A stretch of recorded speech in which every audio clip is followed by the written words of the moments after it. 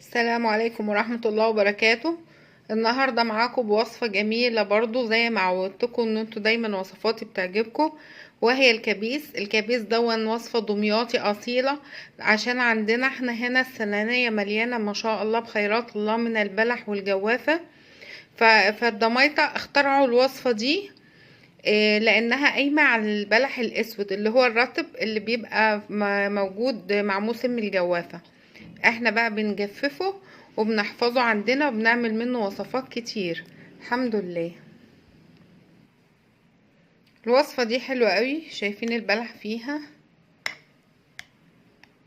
جميلة ما شاء الله اهي.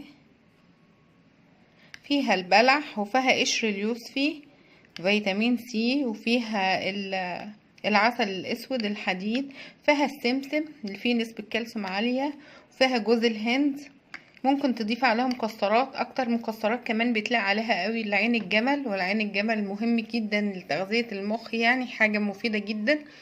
متوفر تحطوه، مش متوفر انا مكانش متوفر عندي ما حططوش. الوصفة غنية جدا وجميلة حلوة قوي ومش مكلفة خالص وبتكلفة قليلة جدا. عملنا كمية حلوة قوي ما شاء الله، هتقعد معانا وقت طويل وهنهدي منها كمان حبايبنا. الوصفة دي حلوة قوي قوي قوي، اتمنى ان انتوا تجربوها. عاوزين نعرف عملنا الوصفة دي ازاي؟ يلا بينا على المقادير علشان نشوف عملناها ازاي. يلا بينا. الوصفة الجميلة دي عبارة عن ايه؟ عبارة عن 1.5 كيلو من البلح المجفف. ده البلح ده اللي هو الرطب بنجففه وبنستعمله، بنفرمه، لا اما نستعمله في الكحك والمخبوزات، لا اما بنجففه بنعمل بيه الوصفة الجميلة دي. الكبيس الدمياطي دي وصفة متعارف عليها عندنا في دمياط، حلوة جدا ومغذية، وهي مناسبة لفصل الشتاء، وحلوة قوي لعلاج الانيميا لانها بتحتوي على البلح والعسل، فهي حلوة جدا للانيميا. بناخد في الوصفة دي 1.5 كيلو من البلح، ربع كيلو من جوز الهند، ربع كيلو من السمسم، يعني 3 تقريبا قشور من اليوسفي. قشور اليوسفي دي بتغسليها كويس جدا وبتقطعيها زي ما انت مقصقصه البلح ده. انا قاسمه البلحايه على 2، برضو اليوسفي مقشراه مقطعاه ومقصقصاه زي البلح تقريبا. معلقه صغيره من ريحه الكبير، ودي موجوده في العطار عند العطار. معلقه من السمنه، وممكن نستخدم بدل السمنه زيت، احنا بنستخدم فيها حاجات بسيطه جدا. 1.5 كيلو دول بياخدوا 3 كيلو من العسل، حسب برضو تقل العسل. لو العسل معاكي تقيل ممكن يوصل ل4 كيلو. تمام. الوصفة دي حلوة قوي وبتعالج الانيميا، وصفة يعني بتبعث كده الدفء، حلوة قوي، مناسبة شتوية، حلوة قوي. هي شوية سعراتها عالية ولكن حلوة قوي مغذية لولادنا. يلا نسمي الله كده ونعرف احنا بنعمل الوصفة دي ازاي. نسمي الله ونعمل مع بعض. نعمل ايه؟ باخد السمنه، معلقه السمنه،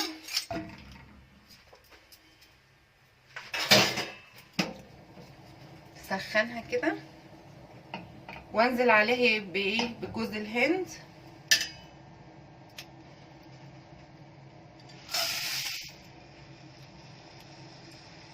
واقلب في جوز الهند لغايه لما ياخد تحميصه خفيفه. انا هنا عامله ايه؟ انا هنا غاسله قبل كده السمسم ومحمصاه في الفرن تحميصه خفيفه، انا عشان انا اجففه عشان ينشف بس من الميه لان انا غسلاه. انما لو انت منقياه وعارفه ان هو نظيف بتحمصيه قبل جوز الهند.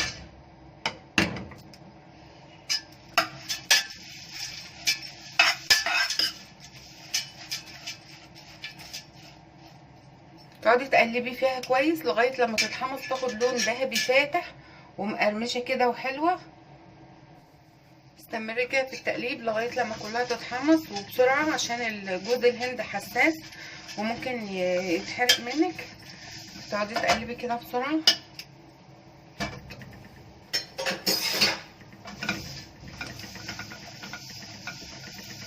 لغايه لما ياخد لون ذهبي فاتح. احنا مش عاوزينه يلون، يا دوبك لون ذهبي فاتح. هو بدأ ياخد اللون اهو، وان هي تقرمش معانا، تبقى كل حته فيها مقرمشه. جوز الهند ده يبقى مقرمش بيفرق قوي في الطعم. انا ما حطيتش سمنه ولا دهون كتير، لان بالفعل جوز الهند فيه الدهون بتاعته، فبلاش نكتر يعني ونخلي الوصفه دسمه اكتر من كده.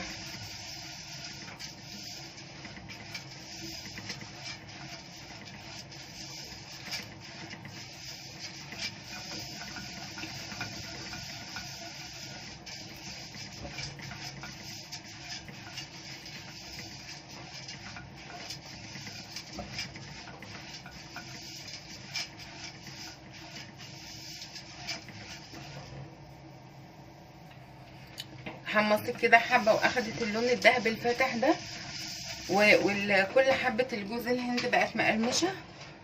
ماشي، ننزل عليها بايه؟ بالسمسم.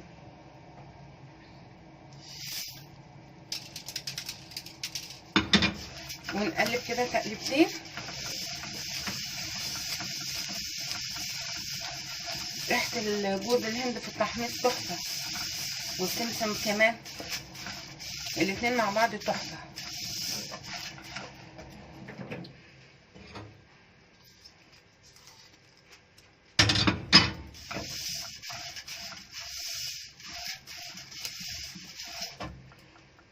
بعد ما حمصناها وبقى لونها كده ذهبي وحلو كده، بعمل ايه؟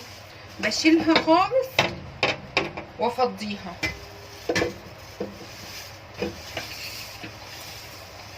المرحله دي احنا بنشيلها كده وبنفضيها ليه؟ علشان انا مش بحب المكسرات تبقى طريه، احنا عاوزين نحس بطعم الجوز وطعم السمسم مقرمش كده جوه الوصفه. لو انا غليته مع العسل هيطرى طبعا، انما لما بعمل كده بحافظ عليها. فضيتها كده في حاجه تانية اهي اهي، واسيبها بقى كده على جنب. تمام. اعمل ايه بقى تاني؟ شيلها كده على جنب، واعمل ايه؟ اجيب اليوسفي، قشر اليوسفي. اجيب قشر اليوسفي انزل بيه هنا كده، واقلبه بقى، اقلبه كده لغايه لما اشم ريحته كده اهو.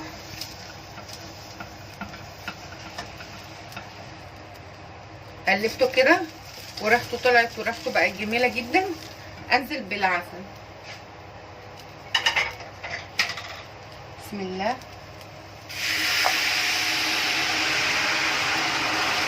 العسل ما شاء الله هنا تقيل، يعني هياخد معانا الخليط ده لغايه 4 كيلو.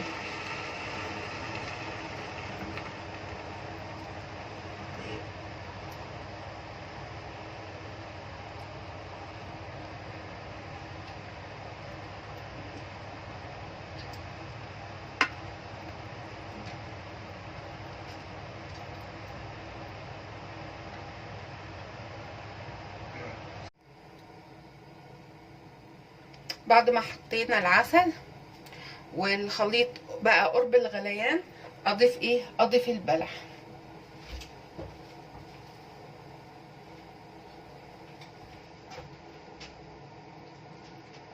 بسم الله. وصفة جميلة ومغذية، فيها فيتامين سي من قشر اليوسفي، وايه فيتامين سي كده بيور من قشر اليوسفي. فيها اللهم صل على النبي الحديد، نسبته عالية جدا من البلح ومن العسل الاسود. فيها السمسم انتوا عارفين معلقة السمسم بتعادل نص كوباية من اللبن. فيها جوز الهند وبرده كله فيتامين. الوصفة جميلة ومغذية ولذيذة جدا ومش مكلفة. كيلو العسل ب12 جنيه، وكيلو التمر دون انت هتجيبيه في الموسم بتاعه وتجففيه تقريبا كان ب6 جنيه كيلو.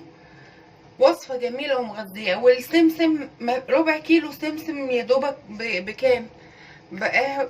يعني وصفة لذيذة ومغذية، زائد انها موفرة جدا. سمسم وجوز هند تقريبا ب20-25 جنيه. عملتي كمية كبيرة من الكبيس المغذي، مغذي جدا. سيبه كده لغايه لما ياخد غلوه، هو غلوه والتانيه، ونبدا نختبره. بنشوفها، بناخد قطعه من التمر ده ونضغط عليها بالسكينه ونختبره. بس انا لغايه لما ياخد غلوه والتانيه هسيبه كده على النار، مش هقلب فيه ولا اي حاجه. خلاص غلى كده وقوامه كده، حسينا ان البلح بدأ يستوي اهو، وقشر اليوسفي كمان بدأ يستوي.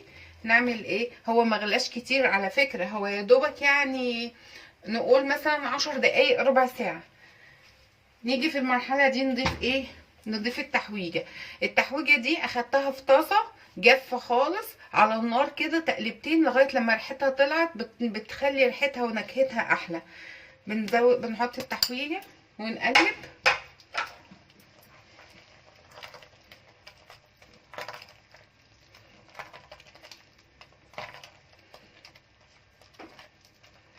عاوزين نتأكد هو استوى ولا لا وقوامه تقل ولا لا، بنعمل ايه؟ بنحط حبة في طبق كده ونستنى عليهم يبردوا ونشوفهم كده اهي. شايفه البلحايه ازاي استوت خالص ازاي، ريحته حلوه قوي. التحويجه بقى حطيناها ما شاء الله، ريحتها كان نفسي تشموا الريحه معايا، ريحتها حلوه قوي. في الوقت ده بعمل فيها ايه؟ بطفي النار واسيبها تبرد خالص. طبعا هتسالوني فين جوز الهند وفين السمسم؟ لا مش بضيفه دلوقتي خالص، انا بسيبها لما تبرد خالص واضيف الحاجات دي، جوز الهند والسمسم. ولو حبيت احط مكسرات احط زي ما انت عاوزه، بس لما تبرد خالص بضيف الحاجات دي. ليه بقى؟ عشان الحاجه تبقى مقرمشه وتبقى جميله وتحافظ على قرمشتها وطعمتها، ما تبقاش طريه كده وتبقى مرخمه. احنا حمصناها عاوزينها مقرمشه، عاوزين نحافظ على القرمشه دي.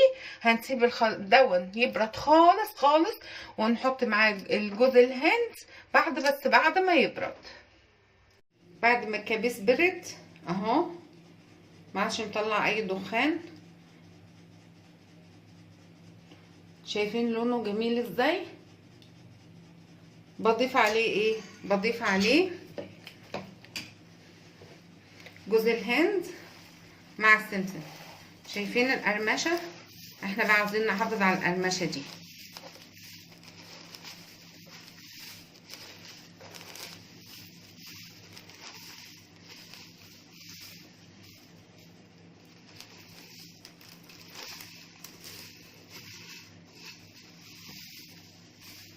شايفين ما شاء الله؟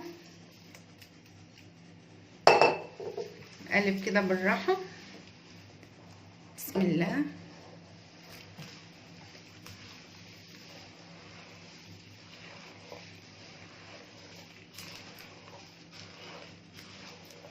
ما شاء الله جميله الوصفه دي ومغذيه حلوه قوي. خسران اللي ما يعملهاش، بالذات لو عنده اطفال عشان الانيميا، وكمان الكبار. يعني سبحان الله بقى الكل عنده انيميا، والانيميا بقت منتشره، فهي حلوه قوي وحاجه طبيعيه وحاجه من الطبيعه. العسل الاسود من قصب السكر والتمر عندنا مجففينه، كلها وصفه حلوه قوي قوي قوي. قلبتها كويس وكلها بقى كل الخليط مليان كده بجوز الهند والمكسرات. اعمل ايه؟ اخدها، اكون مجففه البرطمانات، غسله البرطمانات بتاعتنا، غسلاها كويس قوي ومنشفاها، واخدها عامله فيها ايه كمان؟ حاجه مهمه جدا لازم نعملها في البرطمانات، ان احنا بنعمل ايه؟ ان احنا بناخدها بعد ما غسلناها وقلبناها كده لغايه لما صفت ميتها وجفت خالص، باخدها اعمل فيها ايه؟ اسخن الفرن قوي واطفيه وادخلها في الفرن عشان تتعقم كده معاكي. الكبيس، المربى، اي حاجه تتحافظ معاكي من السنه للسنه ولا هيحصل لها اي حاجه باذن الله. ده حاجه مهمه جدا. في ناس بتعمل المربى وبعد شويه تقول عفنت من كده، ان البرطمان بتاعك ما كانش جاف تماما وما كانش متعقم. لا، مهم جدا ان البرطمان يجف ويتعقم. تمام. بنعبي البرطمانات وبنقفلها وبنحفظه. الكبيس مش شرط ان يدخل التلاجة، ممكن يبقى بره التلاجة بيقعد مدة طويلة محتفظ بقوامه محتفظ بجماله. شايفين الجمال؟ ما شاء الله. ووصفة جميلة جدا ومغذية. عجبكم الفيديو لايك وشير وتفعيل الجرس عشان يوصلكم كل جديد. ويا ريت يا ريت يعني مش بأمركم فضلا منكم ان انتم ما تخطوش الاعلان. نتقابل في فيديو قادم، والسلام عليكم ورحمة الله وبركاته.